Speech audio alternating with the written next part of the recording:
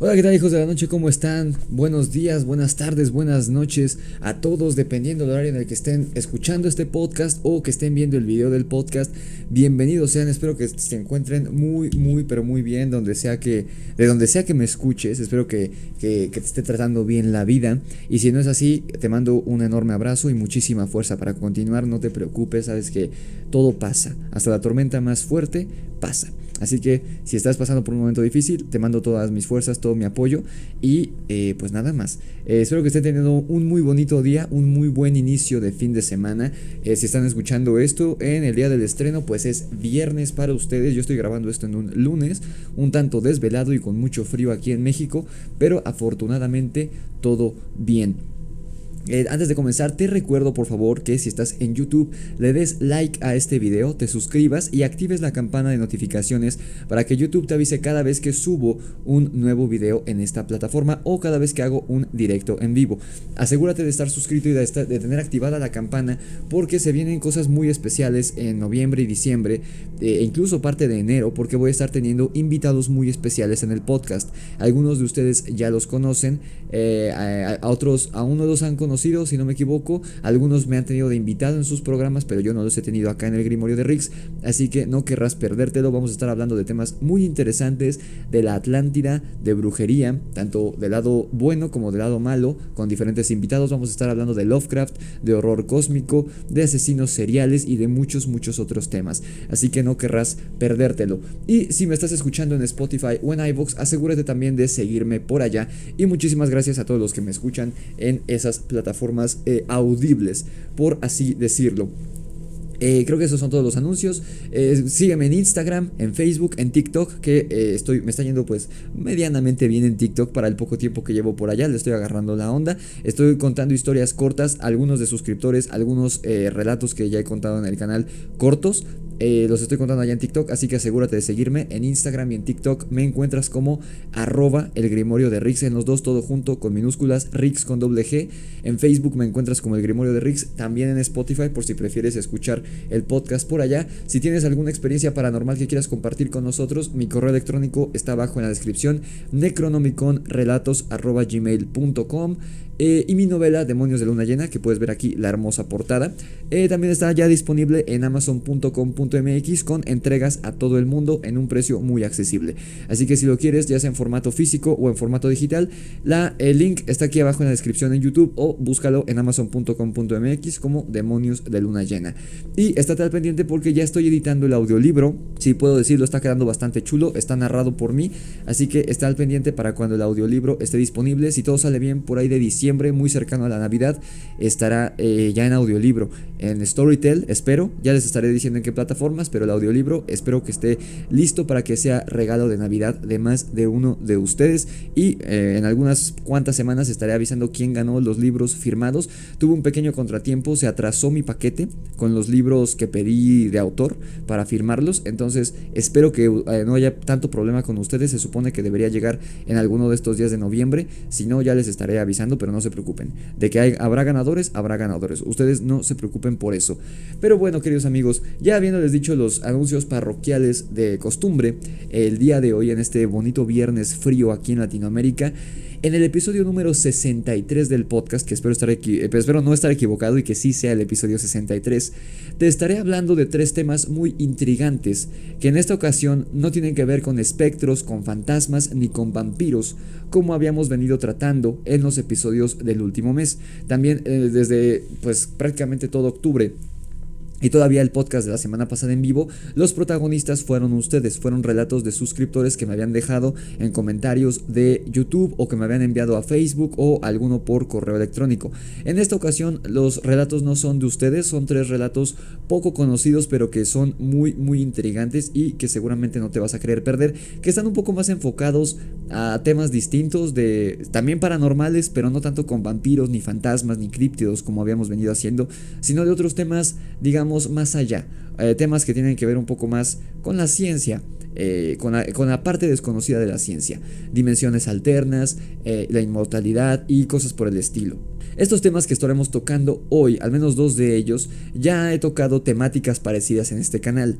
Estas dos temáticas de estos dos temas es la existencia de dimensiones alternas y lo peligroso que puede ser la existencia de estas para nosotros, los seres humanos mortales, al menos dentro de esta dimensión, de esta realidad que nosotros conocemos.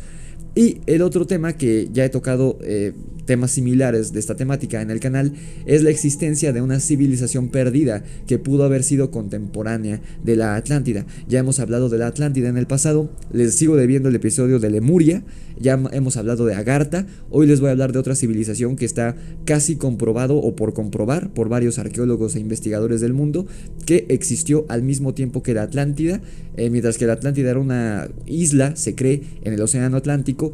Esta tierra existió en África, pero tenía cierto contacto con la Atlántida a través de lo que hoy conocemos como el río Nilo. Así que no te querrás perder estos temas interesantísimos. Pero ¿cuál es el tercer tema que estaremos tocando hoy? Te estarás preguntando. Porque ya te hablé de dos, un tema relacionado con dimensiones alternas y este de esta civilización perdida. ¿Cuál es el tercero? Porque siempre tocamos 3 temas por episodio. Pues es un caso bastante enigmático que raya entre la leyenda y la realidad, referente a un personaje histórico que en verdad existió, que es completamente real y puedes buscarlo si no me crees cuando termine este episodio, y que las personas a su alrededor teorizaban que era inmortal, que al parecer había aprendido cierta técnica en India, en Asia. Este personaje, un personaje europeo, que al parecer venía de Transilvania, curiosamente de Rumanía, y que decían que era inmortal porque hay varios registros de su existencia en varios años. Cuando hay algunos registros que dicen que murió en un año, hay escritos que narran encuentros con él en años mucho más posteriores a ese año. Entonces aquí la cuestión es, en verdad, se equivocaron estas fuentes, aunque es poco común que se equivoquen por tantos años, porque son cientos de años en el que aparece este mismo personaje, o en verdad este tipo poseía alguna habilidad sobrenatural, había aprendido esta famosa habilidad que narran varios textos religiosos de diferentes partes del mundo, en el que los seres humanos vivían mucho más tiempo de la esperanza de vida que se tiene hoy y en la antigüedad. En otras palabras, este personaje en verdad había descubierto la inmortalidad, o por lo menos cómo extender su vida varios cientos de años más a un ser humano normal. De esos 3 casos estaremos hablando hoy. Así que ponte cómodo, colócate tus audífonos, trae tu bebida y tu botana favorita, de preferencia si estás en América Latina, algo calientito porque ya empieza a hacer frío por acá, de hecho me escucho un poco mormado por el frío, y comencemos así con este episodio que, si no me equivoco, es el número 63, y vaya manera de inaugurar el fin de semana. Ponte cómodo y prepárate para asustarte y abre tu mente a la existencia de temas que quizá jamás consideraste o que consideraste únicamente posibles en la ficción. Así que escuchemos la intro y demos inicio de manera oficial con el primer bloque y este primer tema.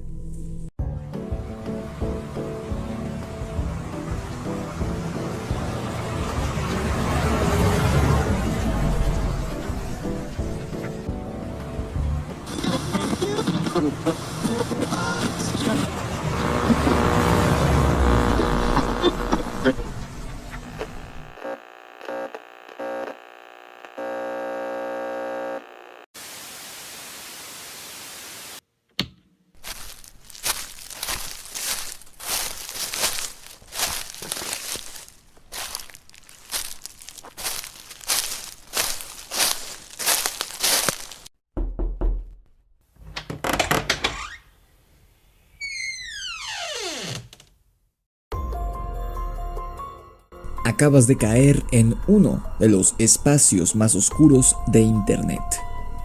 Lo que estás a punto de escuchar durante la próxima hora y media, probablemente estabas mejor sin saberlo. Pero ya no hay vuelta atrás. Ahora estás encerrado en la cabaña oculta en medio del bosque. Entraste en ella en busca de ayuda y en lugar de eso, te encontraste con un tipo extraño que transmite a través de una vieja radio al pueblo más cercano. Pero tú no viste ningún pueblo en tu GPS. Estás en medio de la nada, así que no te molestes en gritar, porque nadie te escuchará. La frecuencia fantasma y su extraño locutor han comenzado su transmisión. Siéntate a escucharlo y solo podrás esperar que no te despedace cuando el programa termine. Muy bien, queridos amigos, pues comencemos con el primer bloque del episodio de hoy. que he titulado El misterio del vuelo 513. Aquí vamos a estar hablando de un tema que te recordará a dos de los que ya hemos hablado en el pasado. Y estos dos temas de los que te estoy hablando son el enigma del Triángulo de las Bermudas, que es un tema tan extenso que tuve que hacer un episodio del podcast hace unos meses. Te dejo por aquí la etiqueta. Y el otro tema que quizá te recordará y que de hecho voy a hacer mención de él explícitamente para compararlo, es el supuesto misterio del vuelo 914 de Panam, un vuelo cuya la veracidad de este relato ha sido puesta en duda por varios académicos, por varias personas, incluso periodistas, que es relativamente reciente o que se popularizó hace relativamente poco.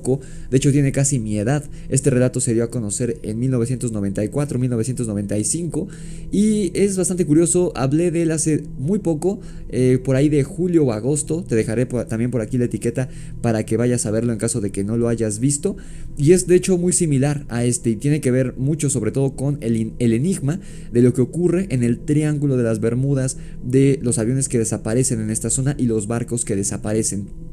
Este caso, el que te menciono del vuelo 513, en caso de tratarse de un fenómeno paranormal, abriría una puerta más referente a la pregunta de si existen o no dimensiones alternas a la nuestra, como se ha postulado por varios científicos y varios conspiranoicos, que nuestra realidad no es la única, sino que hay otras líneas temporales que ocurren simultáneamente y que a veces, de vez en cuando, pueden chocar, por así decirlo, con la nuestra, pueden chocar entre ellas, y por eso han habido sucesos bastante escabrosos, como el hecho de que en ocasiones haya viajes en el tiempo. El fenómeno de los doppelganger puede tener algo que ver con estas dimensiones alternas, etcétera, etcétera. Pero en el caso del tema que estaremos tocando hoy, se le daría un toque más que aterrador a la existencia de estas dimensiones alternas o dimensiones paralelas, si es que existen.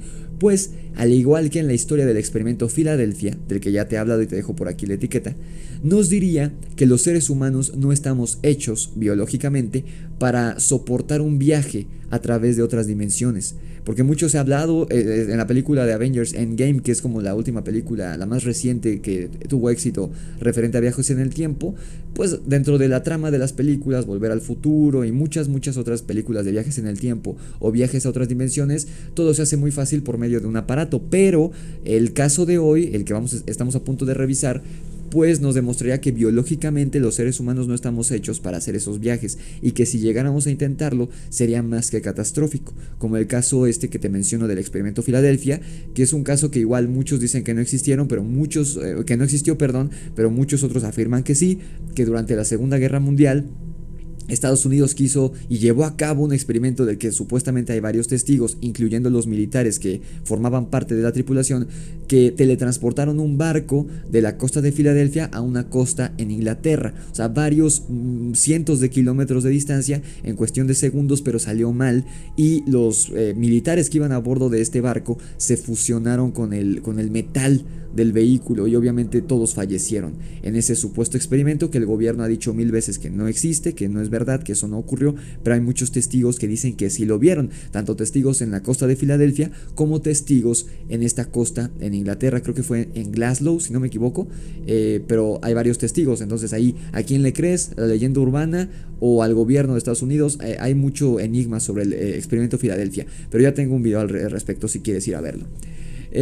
Y bueno, volviendo al tema de hoy, hacer un viaje, como conclusión, por eso hablo un poco del experimento Filadelfia, es que hacer un viaje de este tipo entre dimensiones significaría la muerte para los seres humanos, y ahorita vas a ver por qué. En la mañana del 4 de septiembre de 1954, el vuelo número 513 comercial de la aerolínea ya extinta Santiago Airlines salió de un aeropuerto en Alemania Occidental.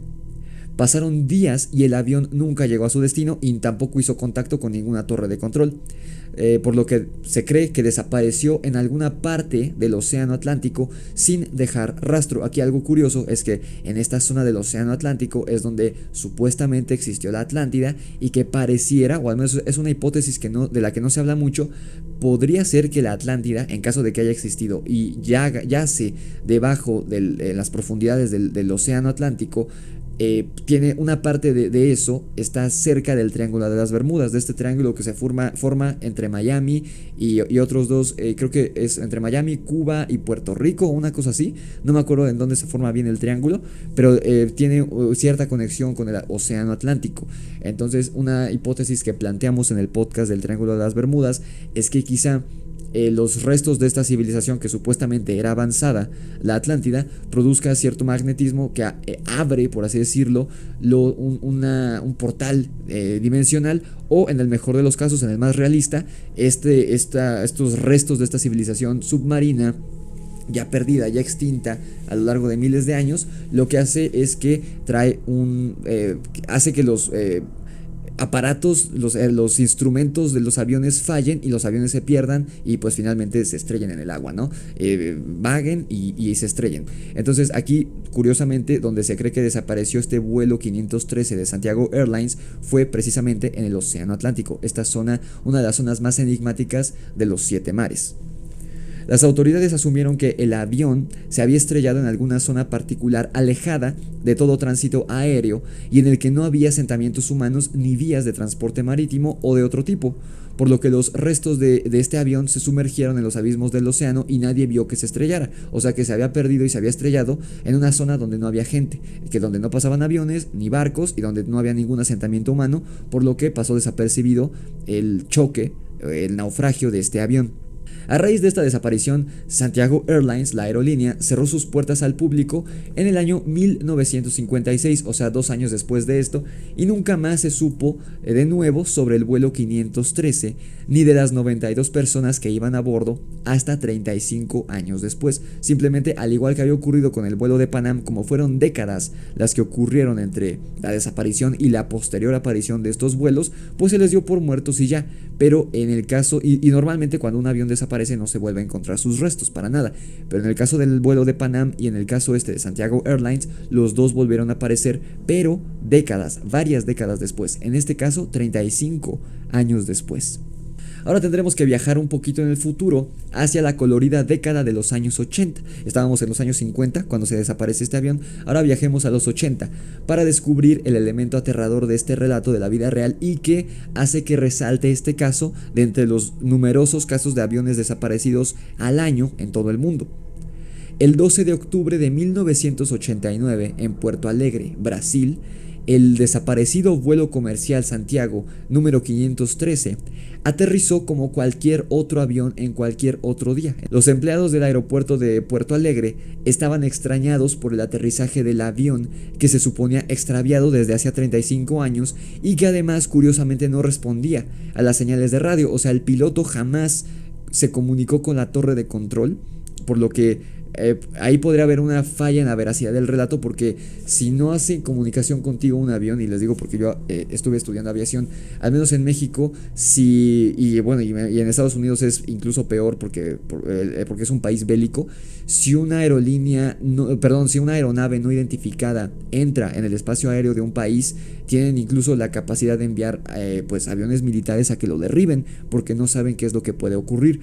Entonces aquí hay una pequeña falla en la veracidad, en la lógica del relato, de que si nadie a bordo del avión hizo contacto con la torre de control de Puerto Alegre, no me explico cómo es que pudo aterrizar, porque un avión no puede aterrizar porque sí, mucho menos en un aeropuerto grande, porque hay tanto tránsito aéreo que podría ser peligroso y podría haber una colisión.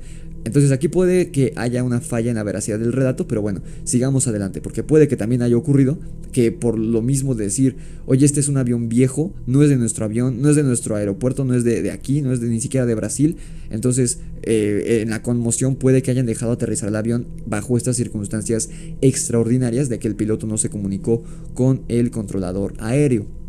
Entonces, por lo mismo de que como no contestaba nadie, a diferencia del vuelo de Panam, que ahí sí hubo contacto, sí hablaron el piloto del vuelo de Panam con un controlador en Venezuela, en este caso no, pero por lo mismo aterriza el avión y los controladores bajan a la pista a ver qué estaba pasando, a ver el interior de la aeronave, y cuando entraron al avión nadie estaba preparado para lo que iban a ver, y es que adentro de esta aeronave del 513 de la extinta ya para entonces Santiago Airlines no había nadie con vida. Al parecer, todos los pasajeros y los pilotos también del avión, bueno, el piloto y el primer oficial o el copiloto, llevaban muertos varios años ya. Porque no es que estuvieran los cuerpos sin vida en el avión, sino que los que estaban sentados en los asientos, las 92 personas que estaban dentro de este avión, eran esqueletos. O sea que llevaban varios años ya en descomposición, porque ni siquiera había un olor fétido ni nada. O sea que ya llevaban como esqueletos muchísimo tiempo. No acababan de morir en ese momento, sino que llevaban muertos años en este avión. Al entrar a la cabina se encontraron con el cadáver del capitán Miguel Víctor Curi, quien aún sujetaba los controles del avión. Se podría suponer que el cuerpo sin vida aterrizó el avión, pero esto, pues quién sabe, es parte del enigma de esta historia que algunos querrán creer, otros no. No hay como muchas fuentes con lo que lo puedan confirmar, más que los testimonios de los trabajadores de este aeropuerto en Brasil. Entonces, pues, como te digo siempre, si lo quieres creer adelante, si no lo quieres creer, pues también, ¿no? Pero ahí está el caso, ¿no? El enigma. Y cómo aterrizó el avión, si es que todos estaban muertos, por qué todos llegaron hechos esqueletos, qué fue lo que pasó. Los agentes del gobierno brasileño no quisieron discutir ninguna explicación ni sacaron a la luz, si tenían alguna información, no la sacaron a la luz. El público jamás supo nada sobre esto. Algunos se llegaron a enterar quizá porque eran familiares o conocidos de la gente que trabajaba en este aeropuerto, pero en sí el gobierno nunca hizo ninguna declaración al respecto. Incluso se dice que el gobierno brasileño intentó encubrir estos hechos, este suceso. No obstante, el caso atrajo la atención de varios científicos e incluso del investigador paranormal, el Dr. Atelo. La verdad yo no conozco a este señor, supongo que es brasileño por el apellido. Todos estos personajes, los investigadores y el Dr. Atelo, llegaron a la misma conclusión, y esta conclusión es la que ya te mencioné anteriormente.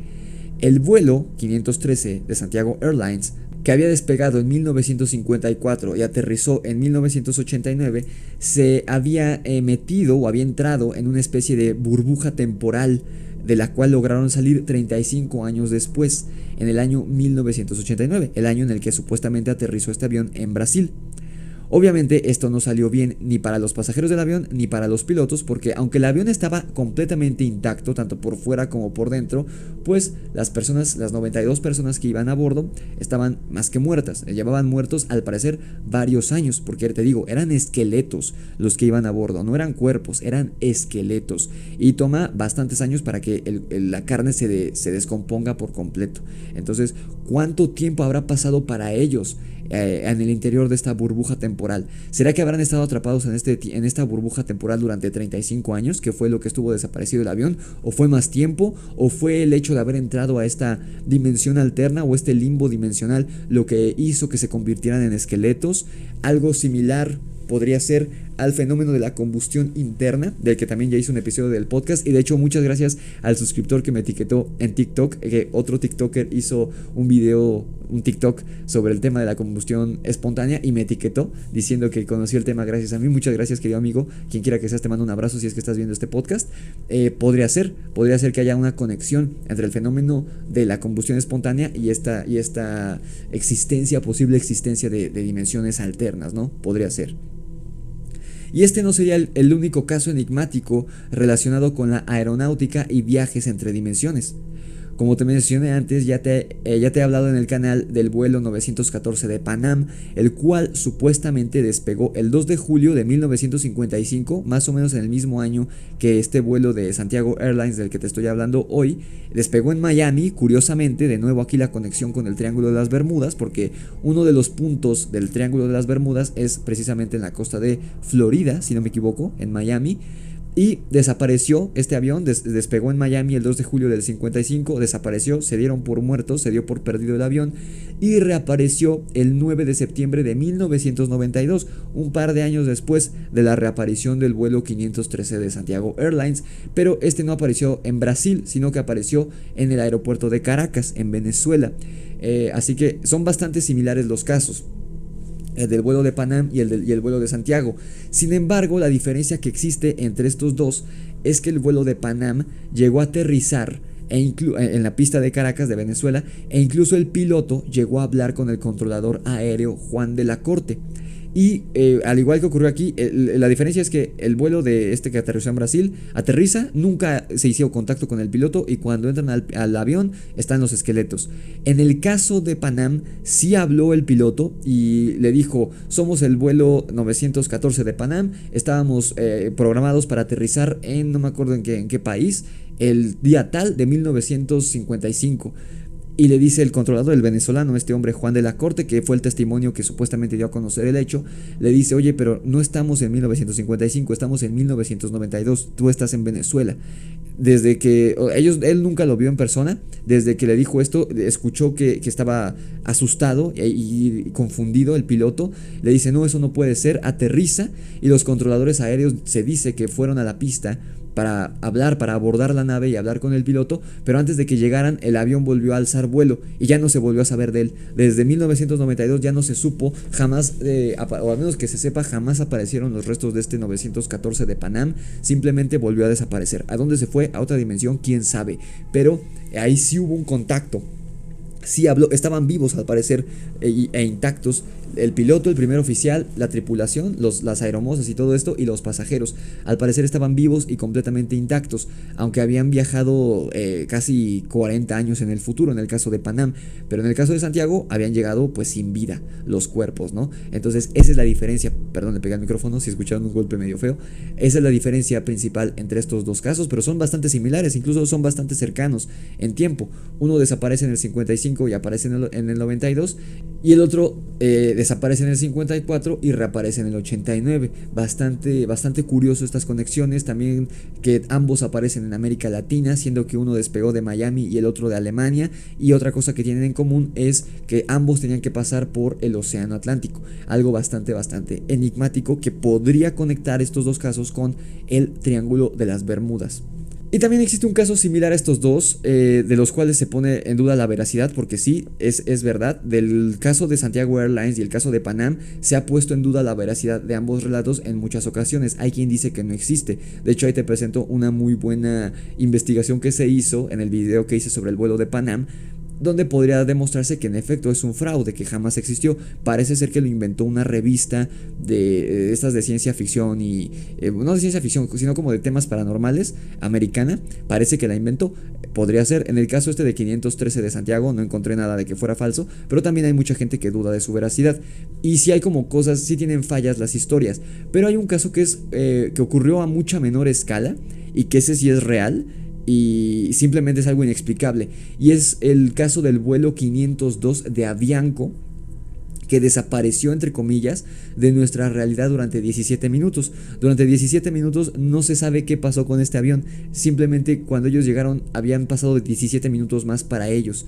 Es un caso bastante curioso que sí ocurrió, que es algo mucho menor escala, o sea, parece ser que también estuvieron en una especie de burbuja dimensional, este vuelo 502 de Avianco, que ya es más reciente, ocurrió en 1978, y que desapareció durante 17 minutos únicamente, no décadas como los otros dos. Entonces, ¿qué será? ¿Será que sí son ciertos los tres casos? Este caso de Avianco podría demostrar que sí.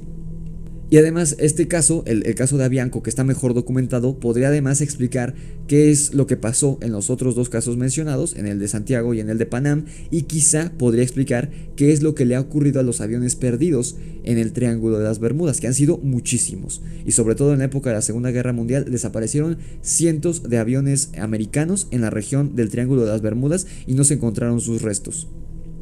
El 31 de enero de 1978, un avión de la extinta aerolínea Avianco deseaba aterrizar en Bilbao, en España. Sin embargo, recibió indicaciones de aterrizar en Santander. Al mando del avión estaba el experimentado piloto Carlos García Bermúdez, quien al recibir la orden de dirigirse a Santander, elevó la nave a 3.000 pies de altura. Sin embargo, debido a una espesa capa de nubes, el aterrizaje parecía difícil de realizar. De repente una enorme nube lenticular apareció frente a ellos, frente al avión, y se decidió avisar a los pasajeros de posible turbulencia e indicarles que utilizaran el cinturón de seguridad, porque atravesar una nube es algo muy peligroso, porque dentro de la nube se puede decir que hay una tormenta, por así decirlo, para que lo entiendan de manera sencilla. Una nube es, sobre todo una nube gris, una nube espesa. Si está gris es que quiere decir que tiene mucha agua y electricidad dentro de ella. Entonces atravesar una nube con un avión es muy peligroso. De hecho hay nubes que son imposibles de atravesar dentro de un avión porque sería la muerte, sería casi como meterse un tornado para un avión. Esta no era una nube tan peligrosa, pero sí habría turbulencia. A pesar de sus años de experiencia y horas de vuelo, para el piloto Carlos García esta nube era particularmente rara, muy brillante y compacta. O sea, había algo raro con la nube como tal, no era como ninguna otra nube que este piloto Carlos García hubiera visto, a pesar de sus múltiples años de experiencia como piloto. Tanto el piloto como su primer oficial, de nombre Antonio Pérez, ve cómo esto está mucho mejor documentado, esto es real. Podría alguien poner en duda los otros dos casos, pero este tercero es completamente real y está perfectamente documentado. Este primer oficial, Antonio Pérez, para poder ver con normalidad, ambos tuvieron que ponerse sus lentes oscuros, de tan fuerte que era la luz que irradiaba esta nube. Definitivamente estaban ante una situación muy inusual.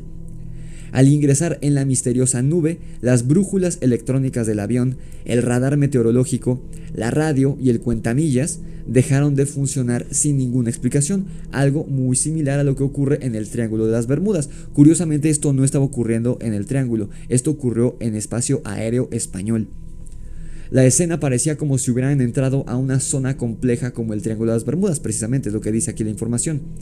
Para ese momento el avión se encontraba a 22 millas de Bilbao y de repente el contador de millas empezó a funcionar al revés. O sea, en vez de avanzar los números de aumentar, estaba disminuyendo la cantidad, como si estuvieran retrocediendo. Pero eso es completamente imposible en un avión, es imposible que ocurra.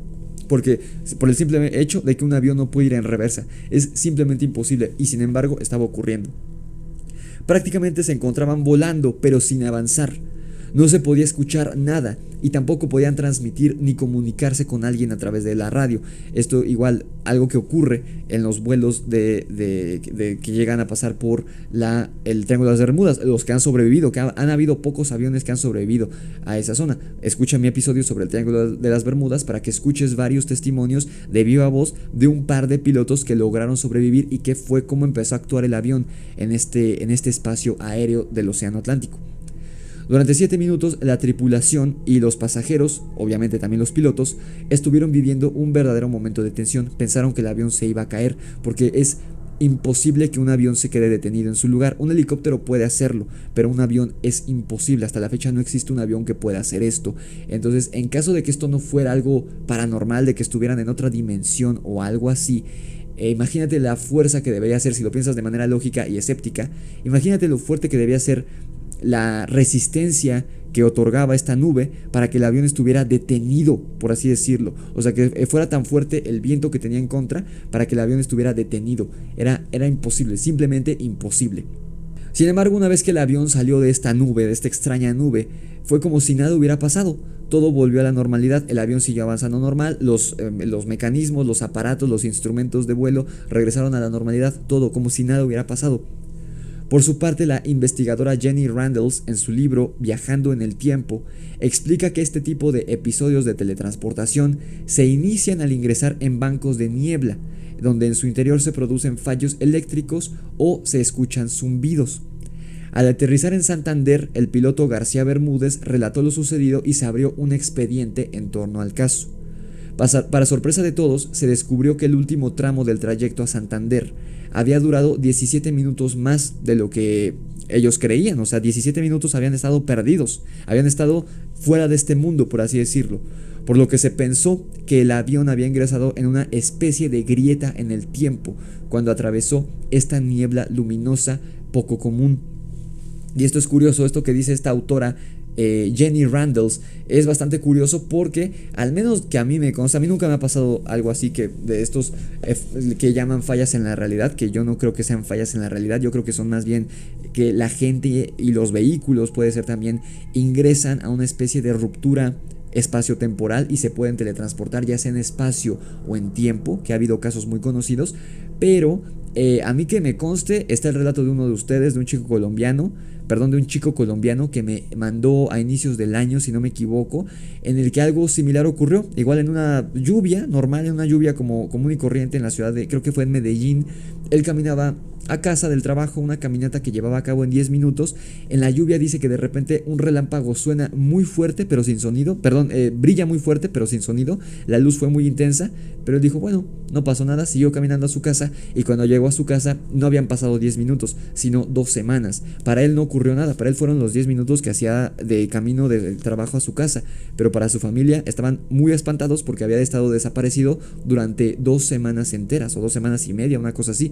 Ahí hubo una teletransportación en el tiempo, al igual que aquí, aunque también ha habido teletransportación de espacio, como un caso igual completamente real, documentado, y que incluso estuvo preso un soldado español cuando acababan de conquistar México, y un soldado español se teletransportó, obviamente de manera involuntaria, de la Nueva España, de lo que ahora es la Ciudad de México, a Filipinas en cuestión de segundos. Y también había soldados españoles, lo apresaron creyendo que era un desertor, pero no, después no tenían explicación, pero de alguna manera este soldado español llegó en segundos de lo que ahora es la Ciudad de México, de la Nueva España, a Filipinas. Entonces se puede entrar en estas rupturas, ya sea de manera casi siempre es de manera accidentada, pero se puede viajar en el tiempo o en el espacio. En el caso de este avión que te digo es completamente real, del 502 de Avianco, que está ampliamente documentado, que es completamente real, que sí ocurrió y que ocurrió hace relativamente poco, en 1978. Eso ocurrió. Durante 17 minutos este avión estuvo en otro tiempo, en nuestro mismo espacio quizá, pero en otro tiempo. ¿Y cómo ocurrió? Atravesando una nube bastante extraña. ¿Qué habrá sido? ¿En verdad una ruptura espaciotemporal o habrá sido otra cosa? No sé, déjamelo en los comentarios. ¿Será que esto mismo que le ocurrió al 502 de Avianco les ocurrió a otros aviones desaparecidos o trágicamente reaparecidos, como el supuesto caso de Panam o el de Santiago Airlines? ¿Será que este mismo fenómeno que sufrió el 502 de Avianco durante 17 minutos, los otros dos lo pasaron más tiempo y por eso salió mal para ellos y llegaron sin vida, en el caso de Santiago Airlines? ¿A dónde se fue el avión 502 de Avianco durante estos 17 minutos? Yo creo que este último, el avión de Avianco, se quedó en una especie de limbo temporal en el que no corría el tiempo, pero para nosotros sí. Por eso, para ellos no fueron más que un par de minutos que estuvieron en el interior de esa nube, pero en realidad fueron 17 minutos en nuestro mundo, porque ellos estaban en una especie de espacio, de limbo temporal, en el que el tiempo no corría, una ruptura, un hueco, un bache, como lo describió esta investigadora de viajes en el tiempo. Mientras que en el caso del vuelo de Panam y el de Santiago Airlines sí lograron salir, pero muchísimo tiempo después, y pues no terminó bien para ellos. De hecho, el avión de Panam 914, si es que fue real el caso, sigue desaparecido y quién sabe dónde o cuándo vaya a volver a reaparecer. Y en el caso del que vimos hoy, el de Santiago Airlines, apareció pero con los esqueletos de los pasajeros a bordo. Así que de todo esto, ¿qué es lo que piensas que ocurrió en estos casos? O si tú has vivido algo similar o has sabido de algo similar, déjamelo en los comentarios, estás aquí en YouTube. Quizá esto que le ocurrió a estos 3 aviones, vamos a hablar del de Avianco, que es el que está comprobado que sí fue real y que no hay explicación para ello. Hablando de estos casos, quizá lo que le ocurrió a estos 3 aviones fue lo mismo que ocurre en el Triángulo de las Bermudas hasta la fecha. Porque como ya revisamos en el episodio del Triángulo, la explicación científica que se da sobre las desapariciones de aeronaves y de barcos en el Triángulo de las Bermudas puede explicar el hundimiento de los barcos perdidos, pero no de los aviones. Esta explicación científica, que incluso la dan en un programa de Netflix que te recomendé en esa ocasión, que cité, que se llama Mundo Desconocido, un programa brasileño que se encarga de desentrañar misterios del mundo, dicen que hay cierta característica muy especial en el subsuelo marino de la zona del Atlántico, bueno, en específico del Triángulo de las Bermudas, que crea una especie de efervescencia, de burbujas en el agua, que son muchas y la fuerza es muy fuerte, muy intensa, entonces puede llegar a volcar un barco y obviamente este se hunde. Esto explicaría el fenómeno de por qué desaparecieron varios barcos y han desaparecido a lo largo de las décadas en esa zona, pero no explicaría por qué desaparecen los aviones, porque ese fenómeno es del mar, no del cielo. Entonces, ¿por qué desaparecen los aviones en esta zona?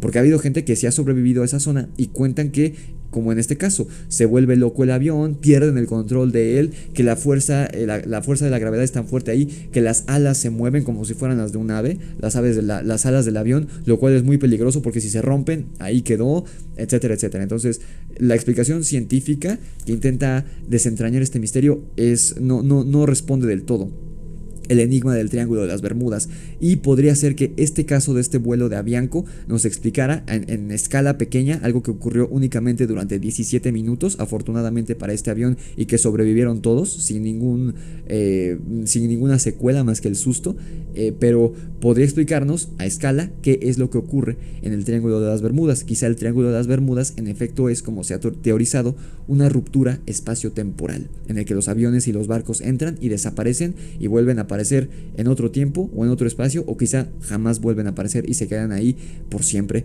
en esta especie de nube como en la que entró este avión español. Pero bueno, queridos amigos, de todas esas preguntas sin respuestas que únicamente estamos teorizando, déjame saber abajo en los comentarios qué piensas tú al respecto, si conoces algún otro caso de avión o barco misterioso que haya desaparecido o de alguna persona de este tipo. Y pues nada más, queridos amigos, un caso en verdad enigmático. Vamos rápidamente al primer corte del programa y, aprovechando que estamos hablando sobre la Atlántida, comenzaremos a hablar en el segundo bloque de un tema igualmente enigmático referente a civilizaciones perdidas, al parecer de una civilización contemporánea de la Atlántida, y que se han encontrado varios restos que podrían ser pertenecientes a esta otra civilización. Así que aprovecha la cortinilla para poner pausa y hacer lo que tengas que hacer, y regresamos.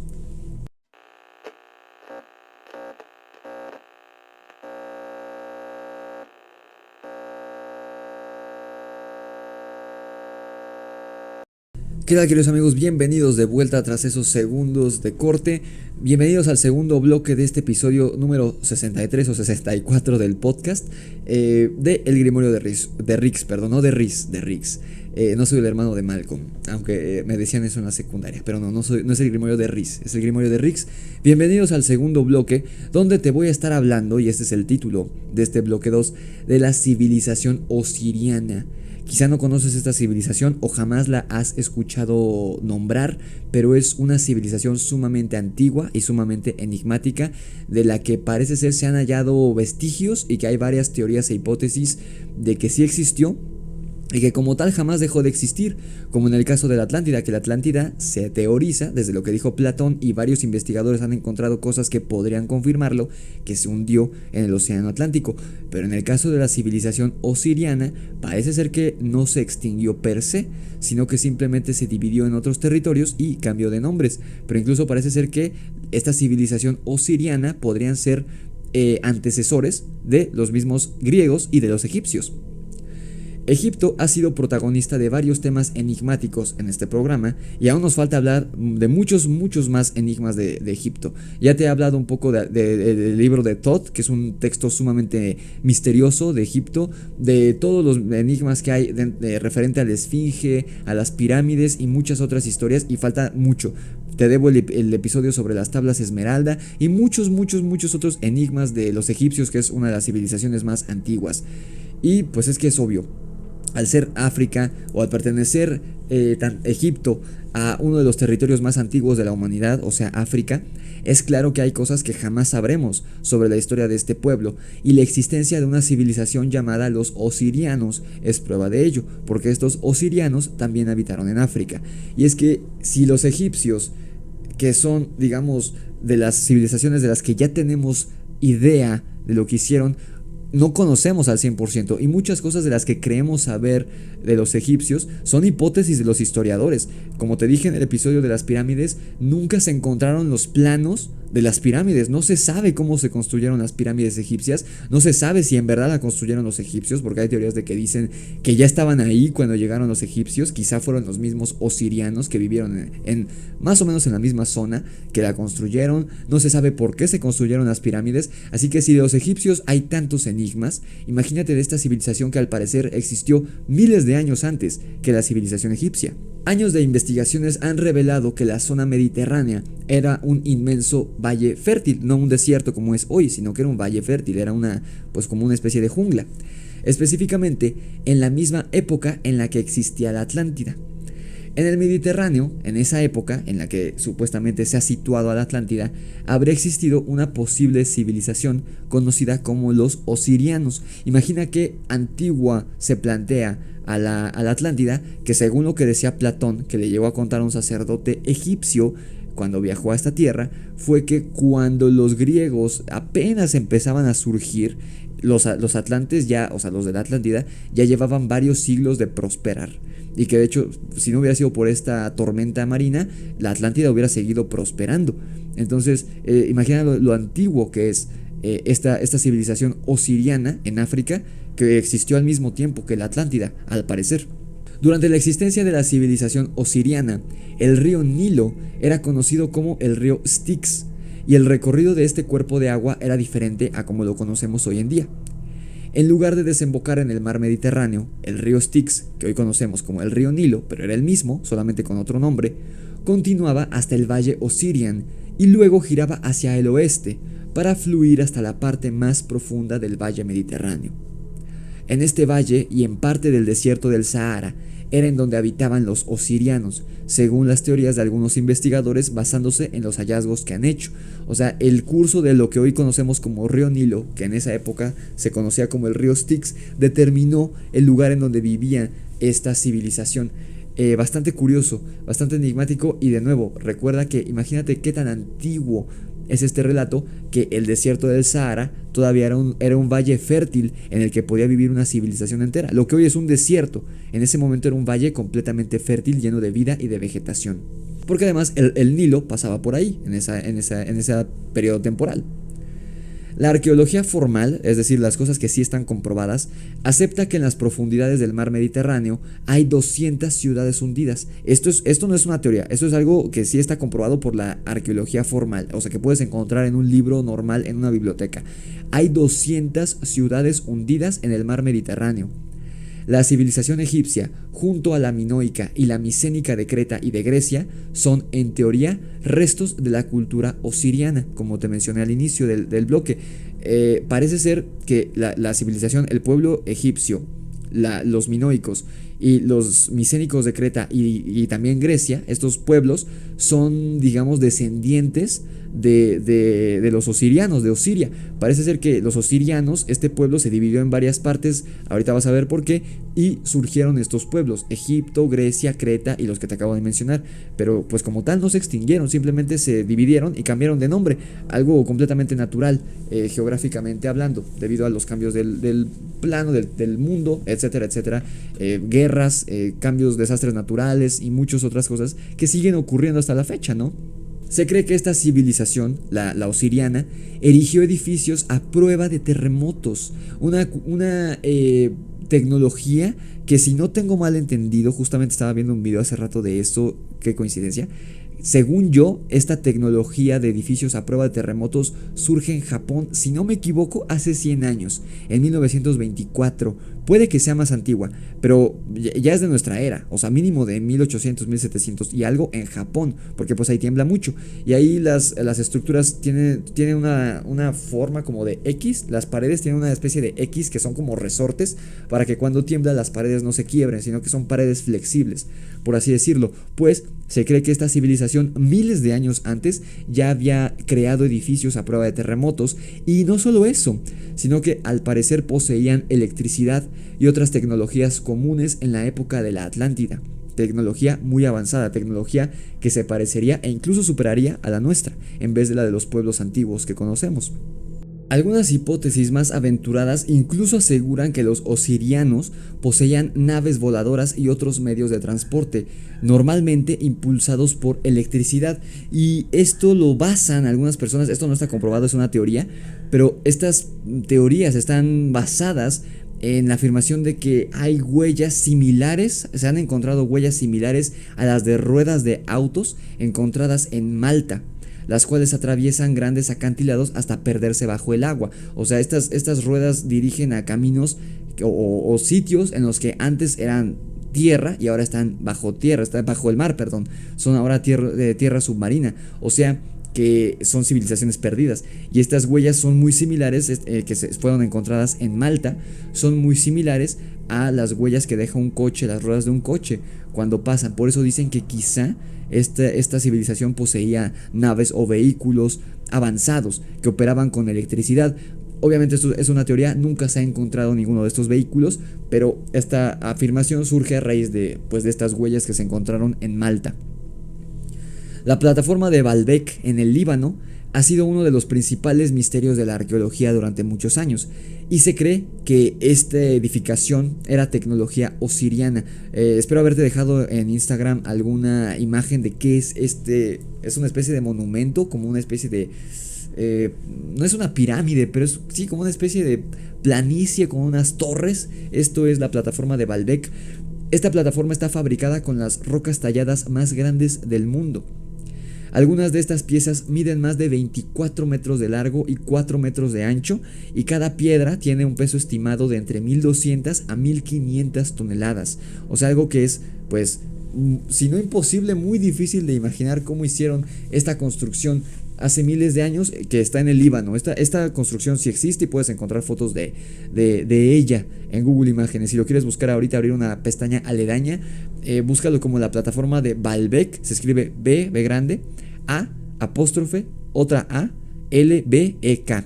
La plataforma de Baalbek. Se cree que esta plataforma fue construida por los osirianos. Es una hipótesis que se tiene. De acuerdo a la mitología creacionista de la civilización osiriana, este pueblo fue creado por el dios Osiris, muy similar al origen que se atribuían los atlantes, quienes decían proceder genéticamente del dios Poseidón. Por eso son los osirianos, porque decían provenir del dios Osiris. Y aquí, que si no me equivoco, el dios Osiris es un dios egipcio. Y aquí lo que me llama la atención es que los atlantes, que eran contemporáneos al parecer de los osirianos, decían, según lo que ellos contaban, que te conté en el episodio de la Atlántida, que trataré de dejarte la etiqueta por aquí si es que todavía cabe, es que ellos decían que el dios Poseidón había tenido hijos con una mujer humana y que de ahí empezó a surgir el pueblo de los atlantes, y estos decían lo mismo, pero con el dios Osiris. La desaparición de la civilización osiriana resulta todo un misterio. Se cree que este pueblo existió hace unos 15.000 años y fue una civilización tan sofisticada como su contemporánea, la Atlántida. Se cree que era, por su organización y sus características, un lugar con muchas carreteras, puertos y rutas comerciales. Se dedicaban mayormente a la minería y al comercio. Interesante, debido a la parte de las minas en África de la que hablan los Anunnaki, las tablillas sumerias, ya te conté un poco de eso, que los Anunnaki en sus tablillas sumerias, en su mito creacionista, decían que los dioses Anunnaki los habían puesto a trabajar a los primeros seres humanos que crearon, mezclando esta raza alienígena con la de los seres humanos, los pusieron a trabajar a estos productos, a estos híbridos que seríamos nosotros, como esclavos en cuevas de África, y eventualmente con el paso de los años descubrieron restos humanos en unas minas de África en donde había oro, pero en esa época el oro no era importante para el ser humano. En la prehistoria, no era la prehistoria, en los tiempos de los sumerios, ahí el oro no era importante, porque el oro como herramienta no es funcional, porque es un metal blando.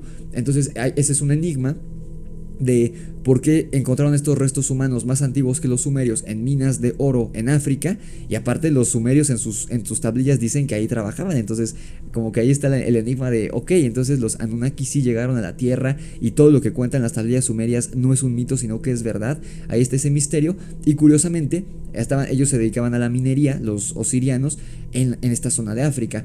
Y mientras que la Atlántida era muy similar a lo que era México Tenochtitlán, que era un lugar rodeado por agua en el que se desplazaban a través de canales y había mucho comercio marítimo. Esto, como era un valle, pues había más comercio terrestre, pero pues era un terreno, una civilización bastante avanzada y bastante civilizada, al parecer. Sin embargo, se cree que durante la destrucción de la Atlántida, el hundimiento del que hablaba Platón, se cree que hubo un cambio descomunal en el océano Atlántico, obviamente. La teoría que hay sobre el diluvio universal, del que también ya te he hablado, que es muy misterioso, que la religión católica, la Biblia, no es la única que habla de esta leyenda, sino que hay muchas regiones alrededor de todo el mundo, incluyendo a los mayas, que hablan de un diluvio universal sin haberse conocido estas civilizaciones. O sea que puede ser que sí haya habido un diluvio universal en el mundo en algún momento, pero no fue enviado por un dios, sino que fue debido al deshielo. Y puede ser, una teoría que se tiene es que la Atlántida haya sido hundida por este deshielo, por este cambio climático, y obviamente esto afectó a todo el mundo, no solo al océano Atlántico.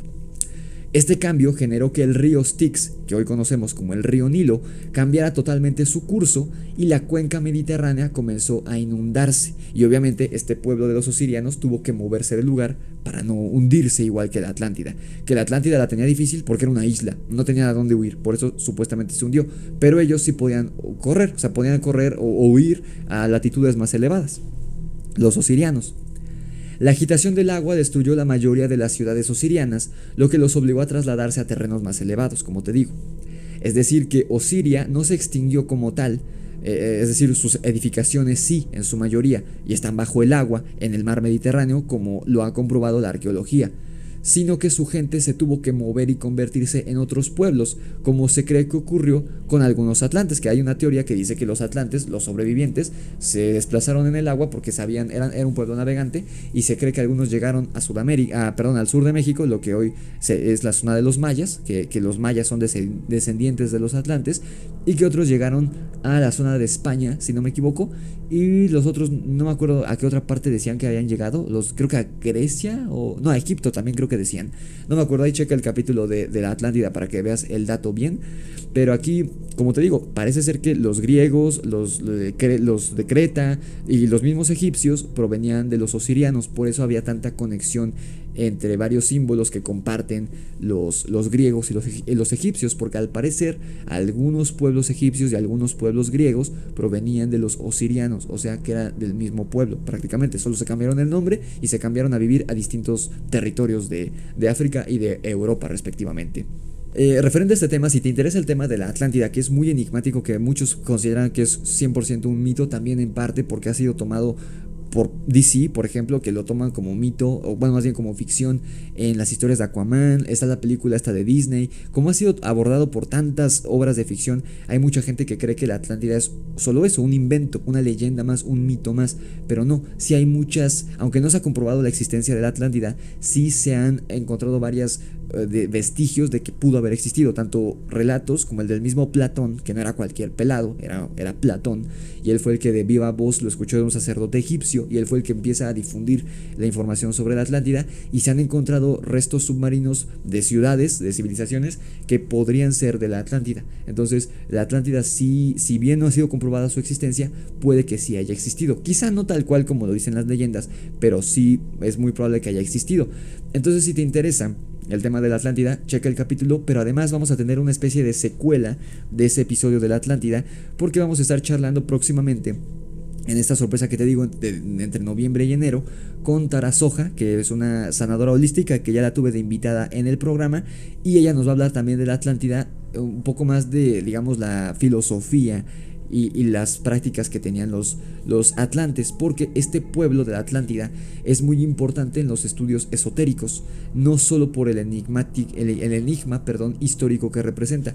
La Atlántida puede ser abordada desde dos puntos: el punto del que yo lo he abordado, que es este enigma histórico arqueológico que podría indicar que sí existió este territorio, esta isla en el océano Atlántico, y está también el enigma o el punto de vista esotérico del que lo abordan algunos, por ejemplo, sanadores holísticos como Tara, o los mismos ocultistas. Elena Blavatsky escribió libros enteros hablando de la Atlántida y de cómo la magia estas prácticas mágicas o esotéricas provienen de la Atlántida. Entonces vamos a estar haciendo una especie de secuela del episodio de la Atlántida que podrás estar escuchando o viendo muy pronto, así que estate al pendiente y no te lo pierdas. Pero bueno, queridos amigos, ¿qué opinan ustedes? ¿Conocían sobre este pueblo? ¿Creen que haya existido, que solo haya sido mito? ¿Qué opinan de que al parecer los egipcios y los griegos provenían los dos de este pueblo osiriano? Déjamelo abajo en los comentarios, porque en verdad yo no conocía sobre esta civilización hasta ayer que me puse a investigar para hacer este guión. Pero déjenmelo en los comentarios, me interesa mucho saber su opinión.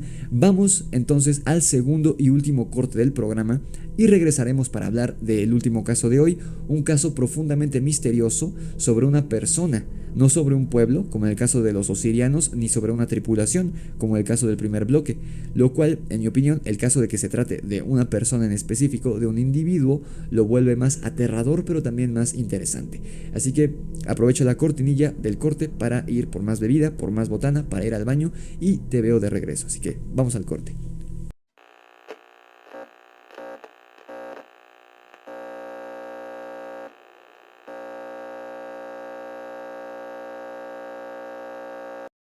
¿Qué tal, queridos amigos? Bienvenidos de vuelta al bloque número 3, al último bloque de su programa favorito de terror y de misterio, El Grimorio de Riggs, en su emisión de podcast. Bienvenidos sean, muchas gracias por seguir por aquí, ya llevamos, veo, un poquito más de una hora. Muchas gracias por mantenerte escuchando o viendo el episodio, ya sea en Spotify, en iVoox o en YouTube. Si estás en YouTube, te recuerdo que si te está gustando, le des like, te suscribas, actives la campana de notificaciones, veas todos los videos que tengo hasta ahora y que estés al pendiente de los que subiré en un futuro. Sígueme en mis redes sociales, que son Instagram, Facebook, TikTok, y si me quieres seguir en Spotify, también todos los links los encuentras aquí abajo en la descripción. ¿Qué otra cosa?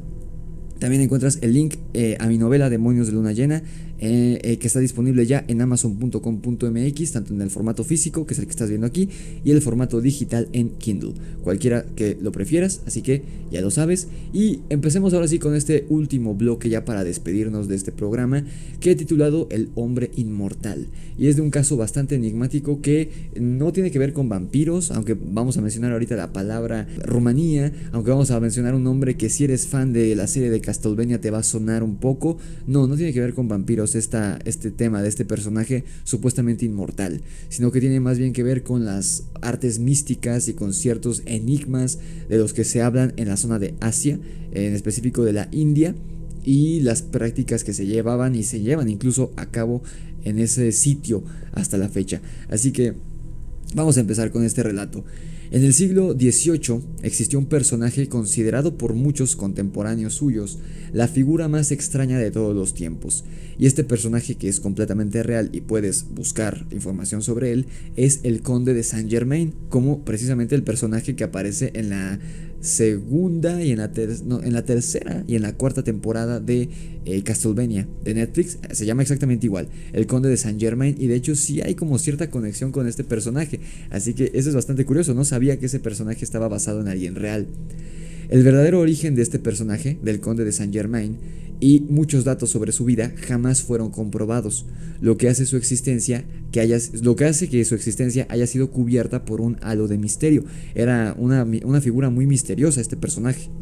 El Conde de Saint Germain fue un enigmático personaje descrito como un artesano, aventurero, inventor, alquimista, y aquí es la clave del relato, alquimista, pianista, violinista y compositor aficionado, conocido por ser una figura recurrente en varias historias de temática ocultista, porque de hecho él estaba inmiscuido, había tomado pues cierta instrucción en estas artes místicas. No solo, bueno, la alquimia no era ocultista, la alquimia era una especie de mezcla entre ciencia y magia, pero los temas ocultistas no estaban abordados en ningún momento de la historia, digamos, del lado científico.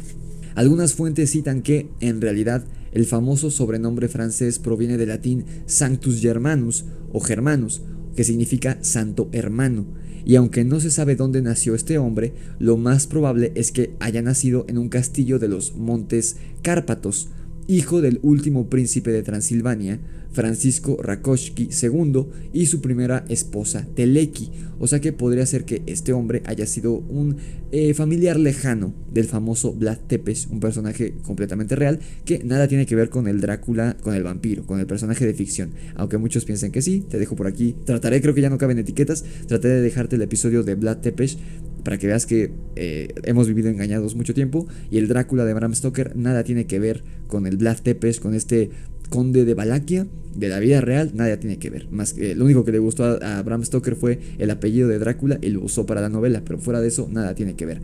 Pues este hombre, aunque no está comprobado, los historiadores han llegado a la conclusión, a la teoría de que probablemente nació en los Cárpatos, esta zona famosa por varios relatos de vampiros, incluyendo a la famosa condesa sangrienta Elizabeth Bathory, que ya tengo hablé de ella en un podcast, quiero hacer un episodio en específico a ella para que estés al pendiente, y muchas otras historias de vampiros, y se cree que este Saint Germain era hijo del último príncipe de Transilvania, la tierra de los vampiros, la tierra donde vivía Drácula en la novela. Entonces es bastante curioso, bastante enigmático que este Saint Germain haya sido pues prácticamente el último príncipe de Transilvania, ¿no? En esta tierra de vampiros. Una conexión, te digo, con esta serie de Castlevania. Pero bueno, no obstante, la muerte de Saint Germain está registrada el 27 de febrero de 1784 en Ecknerford, en Schleswig, en Europa. Parece esto como Suecia, una cosa así. Su historia está escrita en el libro o en el texto La Muy Santa Trinosofía, más conocida como la Santísima Trinosofía, esta fuente, este libro. Este es el único libro que escribió él. Por lo tanto, los demás libros que se le atribuyen que escribió él son apócrifos. O sea, el único que está comprobado que sí escribió Saint Germain es este libro de la Santísima Trinosofía. Estoy interesado, lo voy a buscar. Si lo conoces, déjame en los comentarios qué opinas, qué dice este libro. Ahorita te voy a hablar un poquito sobre él. Todos los demás libros que encuentres que supuestamente haya escrito este conde de Saint Germain no es cierto. Solamente escribió uno, la Santísima Trinosofía. Este hombre formó parte de la francmasonería, otra cosa enigmática de él, era un masón.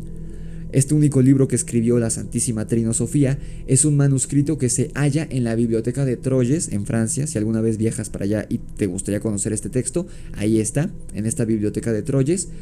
Consta de 95 folios o 95 páginas escritas por un solo lado y contiene muchas páginas con imágenes y figuras repletas de simbolismos y claves secretas, o sea, está prácticamente escrito en código.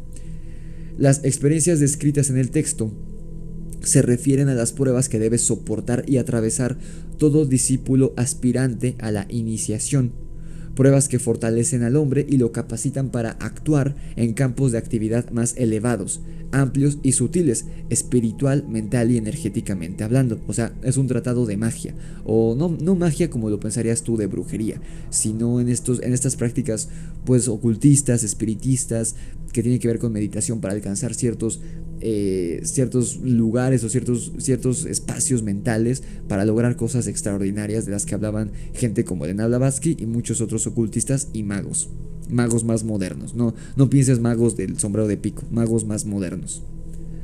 El libro, en cuestión, la Santísima Trinosofía, está dividido en 12 partes, pues 12 son las pruebas simbólicas del aspirante a los misterios, las que debe pasar. Así como son 12 los trabajos de Hércules, 12 apóstoles, el 12 es un número cabalístico, muy enigmático, así como el 7. Pues en este caso lo mismo, 12 pruebas son las que debe pasar el iniciado en los misterios, así como el mismo Hércules en la leyenda, del que también ya hizo un episodio.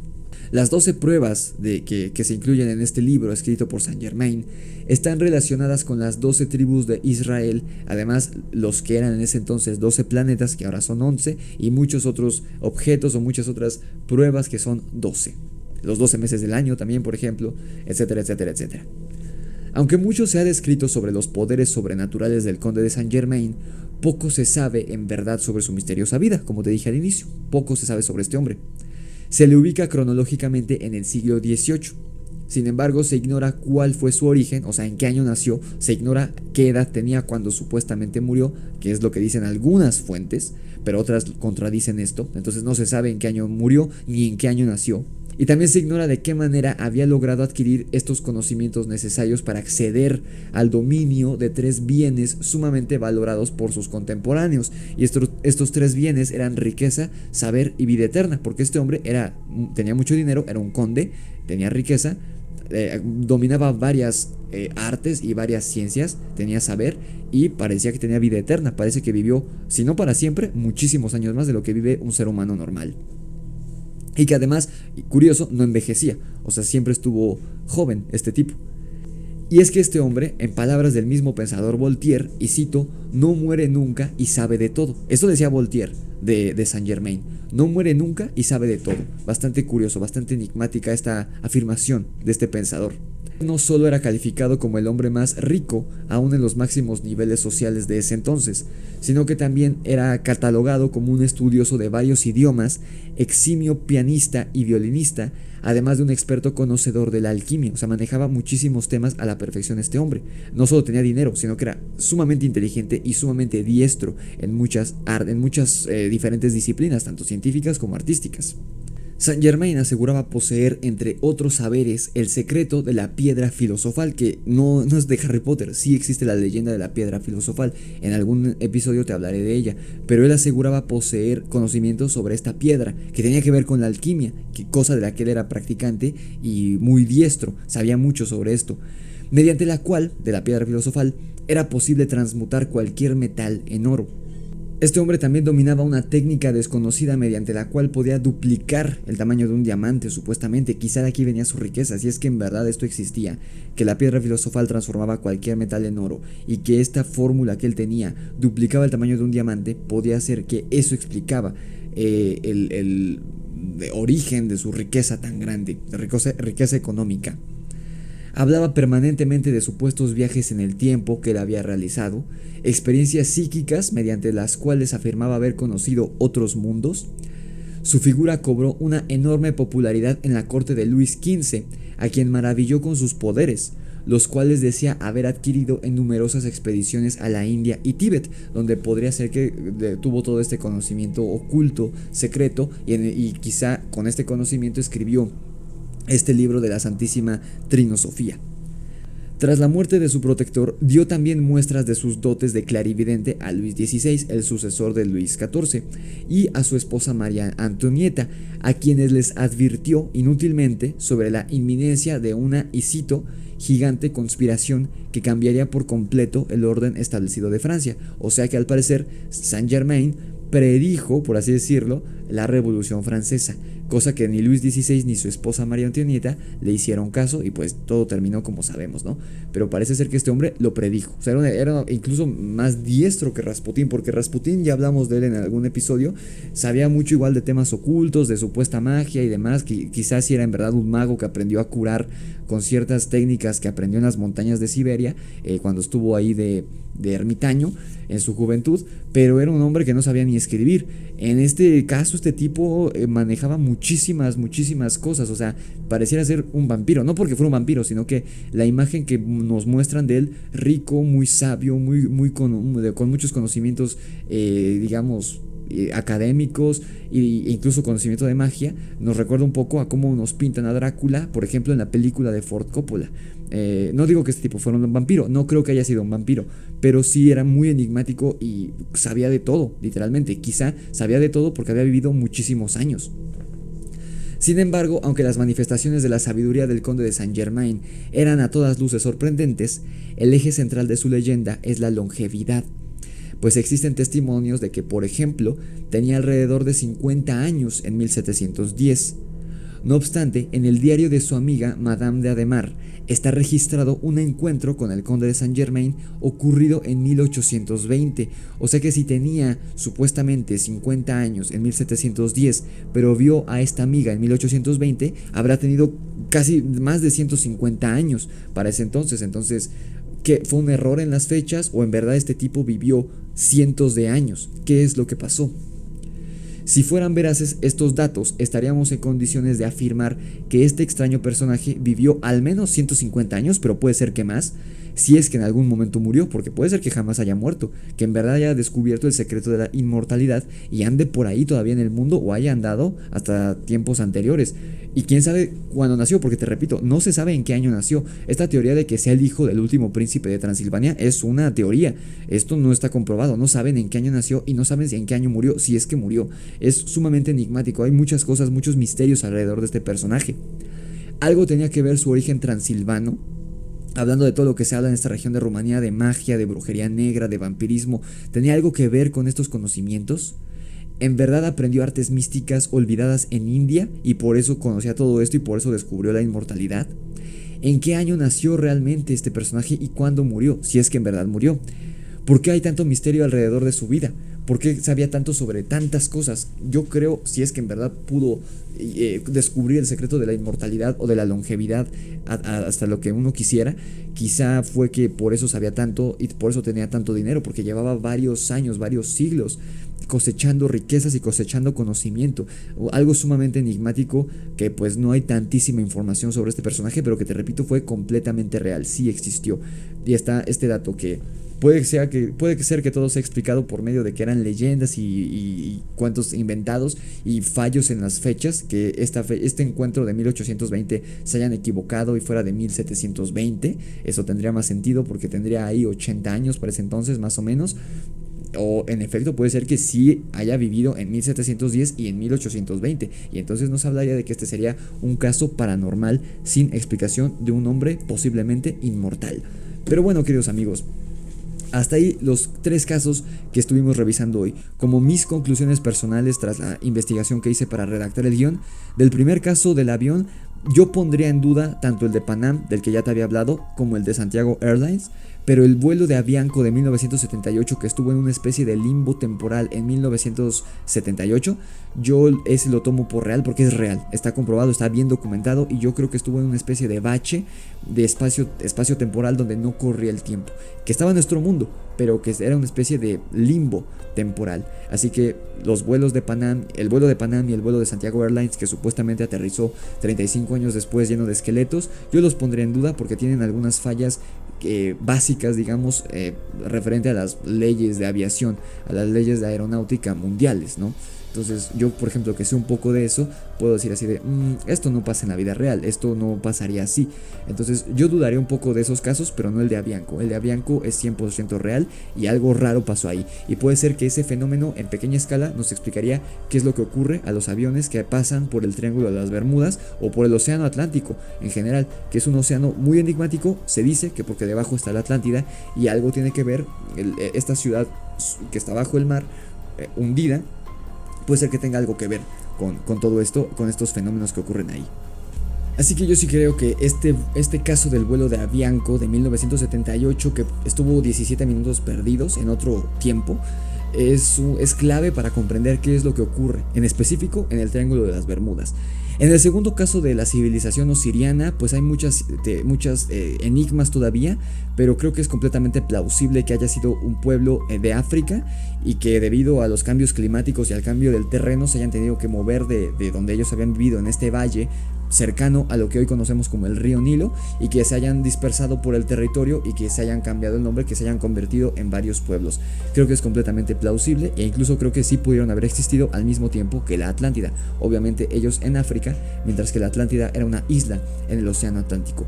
No creo que hayan tenido coches y naves como afirman muchos, pero sí creo que haya existido este territorio. Y finalmente, de este último tema del Conde de Saint Germain, ahí sí me deja sin palabras, porque podría ser, te digo, puras leyendas y un error en la transcripción de las fechas, o podría ser que en efecto este personaje vivió por lo menos 150 años que sepamos, pero puede que haya vivido más, porque también el registro de años y demás antes de los años 1700 pues se podrían haber cometido errores pues significativos, ¿no? Y era pues sencillo, por así decirlo, crear una leyenda de este tipo. Quién sabe, ahí yo me gustaría creer que sí, este tipo descubrió la inmortalidad, y sobre todo me encanta el hecho de que, uno, que esté relacionado con Transilvania, y dos, que tenga esta relación con el Conde de Saint Germain de la serie de Castlevania, que igual es un alquimista y un brujo bastante similar al que nos describen en este caso, que yo no sabía que era un personaje real.